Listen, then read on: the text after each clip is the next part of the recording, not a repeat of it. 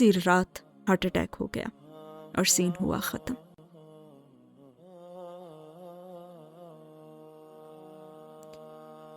दूसरा सीन शुरू होता है फ़ातिमा के घर से, जहाँ पे मिसेस रयान फ़ातिमा को कोसते हुए ये कह रही थी कि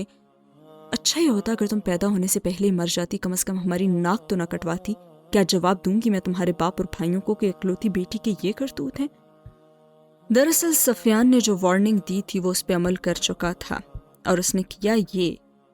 कि सफियान ने फ़ातिमा की पिक्चर्स मुख्तलिफ लड़कों जिन्हें शायद फ़ातिमा ने कभी देखा भी ना होगा उनके साथ काबिले एतराज़ हालत में